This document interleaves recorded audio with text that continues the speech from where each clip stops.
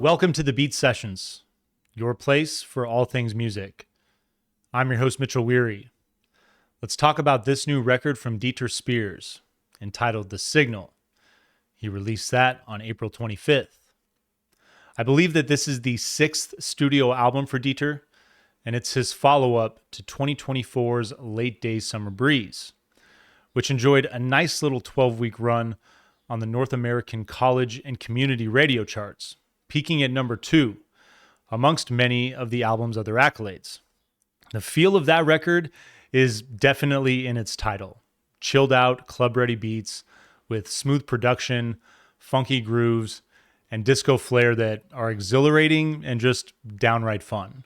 I think that anyone who knows how to have a good time will be well acquainted with what Dieter is throwing down with that project. The Signal, however, takes us into uncharted territory, both for the artist and the listener. This is a record that is mesmerizing. 54 minutes of cosmic reflection that acts like a Sherpa, taking your mind into the great unknown. And I appreciate and really dig the effort that Dieter makes to step outside of his comfort zone with this album, to create an experience that I think ultimately will truly captivate its listeners. I don't know anyone who isn't interested in the idea of space to some degree. And I don't think you have to be the type that spends countless weekends at Star Trek conventions to understand the appeal of getting in front of a telescope, peering up into the night sky, and simply wondering about the endless questions that the universe presents. I am down for a Trekkie convention, though. If anyone is interested, I've never been to one, and honestly, they seem like they would be a ton of fun. But I think that it's that curiosity that has driven human ambition since the inception of our cognitive faculties that also drives the spirit of this record. And for me, it calls to mind Steven Wilson's recent solo effort, The Overview. And what I love about both projects, and I think where they're both successful, is the way they stir up these philosophical reflections that the Overview effect creates. A state of admiration and fascination with an increased sense of connection to the earth and all of its inhabitants. I think what makes The Signal and projects like it transcendent is that instead of being driven by these comforting visuals that we're all familiar with, they're brand new music projects. They are unknown sonic experiences that enhance the perilous nature of space. And I think that that's really effective in keeping the listener on the edge of their seats. This is an album that will also be, fun to revisit down the road as well, because I think each listen will reveal something different. That, and you won't have to get on a spaceship with Katy Perry. So self-indulgent. I will die on that molehill. Dieter's output has been insanely prolific in the last 4 years, especially with all of the hats that he wears. Along with being one of the label's regular contributing artists, he is also the vice president of Wayfarer Music Group and its chief visual content creator. When you see an album cover from any Wayfarer artist, it's probably going to be his work. And I bring this up because The Signal is fairly cryptic as a title when you take it out of context, but it's impossible to miss the direction this album is taking from the moment you see that cover. And I think the aesthetic is really impressive as well. That yellow in the background just pops. The song titles, too, do a wonderful job in leaving blueprints for the listener along this journey without dictating too much what they should feel when they listen to this. It's a fine line to walk, but I think it's imperative when it comes to the general purpose of not just ambient music, but instrumental music in general. It's the simple cues in the visuals and the track titles that are utilized by artists to sort of pass the reins to the listener so that they can enjoy their own unique experience. And I think this record succeeds in doing that. I've been really lucky to be able to chat with Dieter over the last week or so and to get some insight into this project. This is a record that is about exploration. And now that he owns an ambient label in Wayfarer, I think it's more than appropriate that he tries to take his sound in this direction. Dieter composed all of the synthesizers and drum programming on this record. And you all know that I'm a bass guy, so I love that he recorded the fretted and fretless bass for the overwhelming majority of these tracks. Excuse me. Wayfarer is a label that prides itself on being a collective, and so I was stoked to see contributors like Byron Metcalf, Billy Dank, Christopher Cowett, and Sean O'Brien Smith, along with Perry Geet. Dieter says that the collaborative spirit just makes things better, and I couldn't agree with that statement more. He brings all of these players together to create a record that is driven by the inertia of synth-laden 80s science fiction scores. It's a homage to the past that I think works really well with this concept, and it's an album that's concept starts really strong. I don't want to reveal too much in order to avoid dictating your experience, but let's just say, like, imagine an alien spaceship approaching an unknown vessel. They dock, and there's a stranded astronaut there. And then we just go from there. Some of these tracks are coming from Dieter's archives, and with that in mind, it does make sense why some of these tracks towards the back half of the record steer more into that electronic dance feel. This is a component of the record that is kind of tough for me, though. I do think that the bass licks are slick, the grooves are infectious, and the production is spot on, but in some ways, I don't feel like they belong on this project. The album does have somewhat of a lengthy runtime, and it is possible that these tracks that I'm talking about, 6 through 9, and the rest of the album would maybe have benefited from being separate projects. Just my 2 cents. But then there's another part of me that thinks that once the astronaut is at the mercy of the Stargate that this alien ship is going through, transporting chaotically to all these different worlds, that the concept really just sort of involves landing in different social settings and immersing yourself in the moment there. And it might not be the most thought-provoking angle to take, especially because it does pull us out of the enchantment that the record establishes from the get-go. But I mean, hell, even Jedis need to unwind from time to time in the Mos Eisley or the Outlander. The album The Signal kicks off with its title track. This is going to open with a gentle droning synth element before finding more body with multiple additional synths that create this effect, I think, that draws the listener into space. I think this opening is really effective and very cool.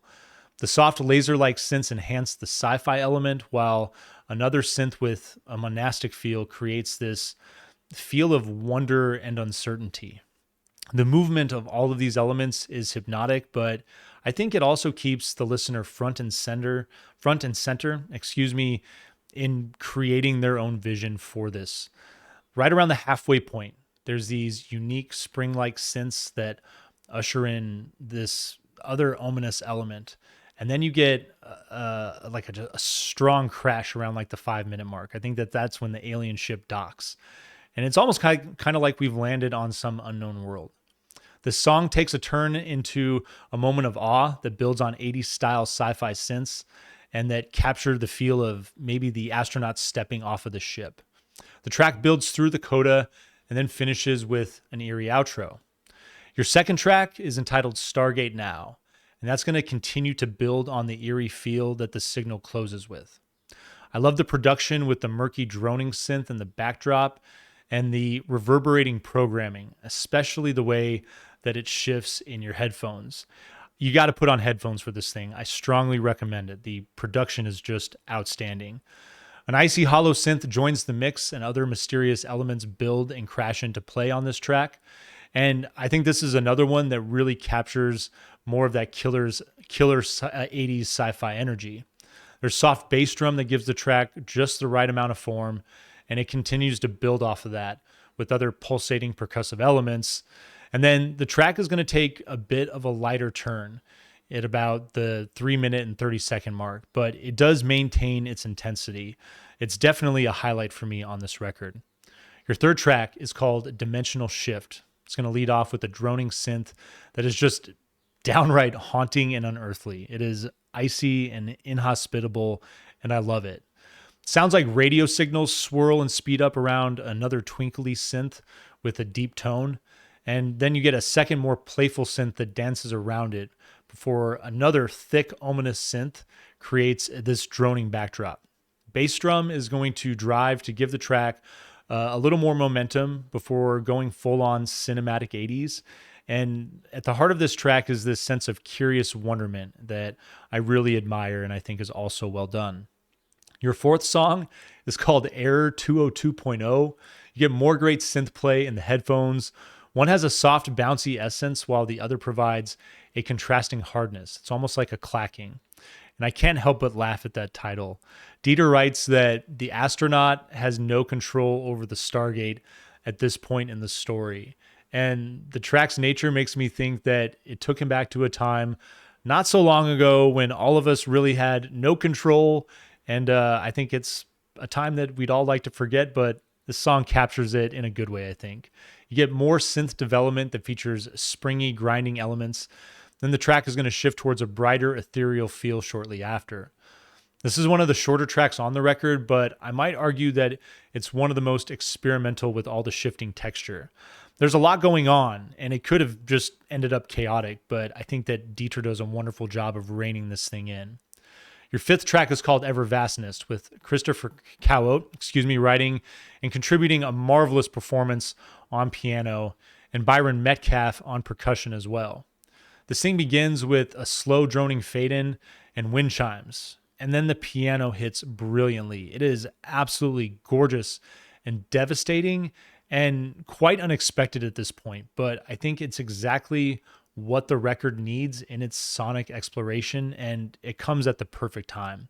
Strings and horns are going to build in to enhance the beauty, and then we take a dark shift with these warlike drums. I really like the drums on this song. That piano from Christopher is going to work back in to create stunning contrast with sparse synth elements, and then a big fuzzy sci-fi synth is going to take over. It's just brilliant ambient orchestration and another highlight for me on this record. Your sixth track is Sojourner's Vision with Perry Geet and featuring Billy Dank on guitars and Sean O'Brien Smith on the fretless bass. It's going to kick off with some elements that feel a little more grounded in some of Dieter's previous electronic work. You get a driving beat and percussive elements with sci-fi synths and a funky rolling bass. I'd argue that it pulls us out of the record, pulls us out of that enchantment that the record establishes, but it's still a damn good song.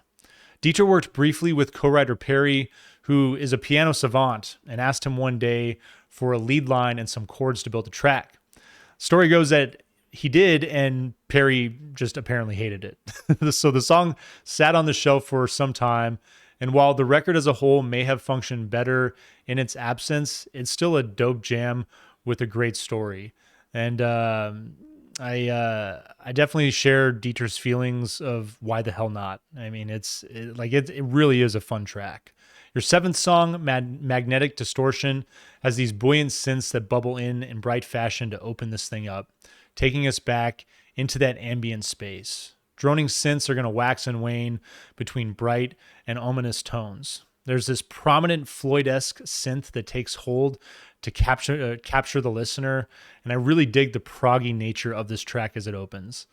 The pulsating synth in the backdrop works in to a state of frenzy to usher in this drum beat, and then all of a sudden we're back on the dance floor.